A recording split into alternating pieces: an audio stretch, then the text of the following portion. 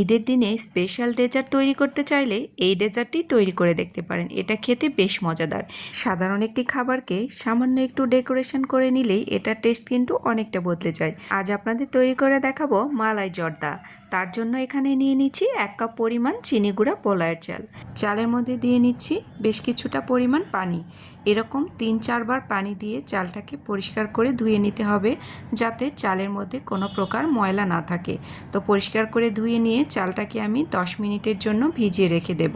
তো এই ফাঁকে চুলার উপরে আমি কিছুটা পানি বসিয়ে নিয়েছি আর এখানে দিয়ে নিচ্ছি সামান্য একটু জর্দার রং। এরপর যখন পানিতে টকবক করে বলক উঠে আসবে তখনই আমি এর মধ্যে যে চালগুলো ভিজিয়ে রেখেছিলাম সেটা দিয়ে নিচ্ছি। এরপর ঘড়ি ধরে 4 মিনিট এটাকে জাল করে নেব। তো 4 মিনিট জাল করার পরে একটা চাল আমি আপনাদেরকে একটু চেক করে দেখাচ্ছি। যখন এরকম প্রেস করার পরে ভিতরে হালকা একটু দানা ভাব থাকবে তখনই চুলার জালটাকে বন্ধ করে দিয়ে চালটাকে একদম পানি থেকে নামিয়ে একটা ঝাঁঝরির মধ্যে নিয়ে নিতে হবে। তো চালটাকে আমি পানি ঝরাতে দিয়েছি। এদিকে প্যানের মধ্যে দিয়ে নিচ্ছি প্রায় 3 টেবিল চামচ পরিমাণ ঘি। আপনারা এখানে অবশ্যই ঘিটা দিয়ে এই জর্দাটা রান্না করার চেষ্টা করবেন। এরপর এই ঘিয়ের মধ্যে দিয়ে নিচ্ছি 2টো দারচিনি, সাদা এলাচ নিয়েছি 2টো আর 7-8টির মতো নিয়েছি লবঙ্গ।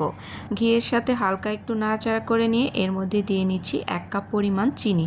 যতটুকু চাল নেবেন ততটুকুই চিনি এখানে ব্যবহার করতে হবে।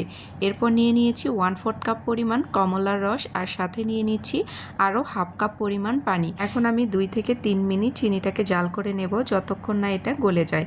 তো চিনিটা গলে গেছে। এই পর্যায়ে আমি স্বাদের জন্য একটু লবণ ব্যবহার করছি, আপনারা চাইলে এটা স্কিপ করতে পারেন। এখন যে চালগুলো সেদ্ধ করে রেখেছিলাম সেগুলো দিয়ে নিচ্ছি।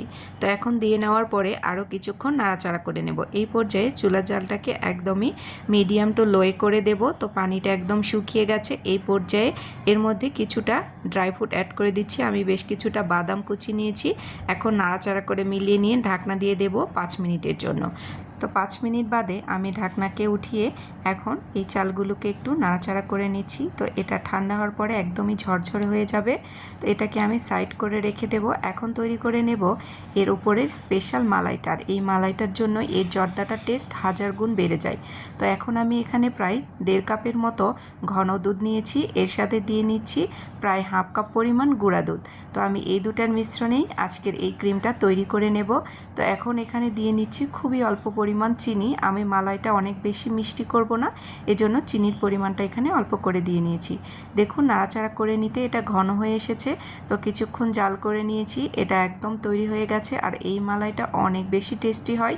তো এটাকে নামিয়ে হালকা একটু ঠান্ডা করে নিয়েছি।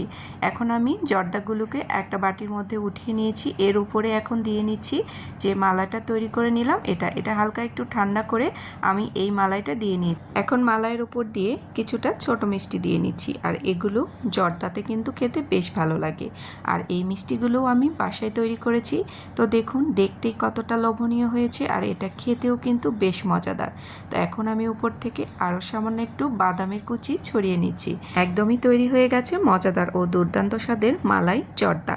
তো আজকের রেসিপিটি কেমন লেগেছে অবশ্যই ভালো লেগে থাকলে শেয়ার করে দিতে ভুলবেন না। আল্লাহ হাফেজ, আসসালামু আলাইকুম।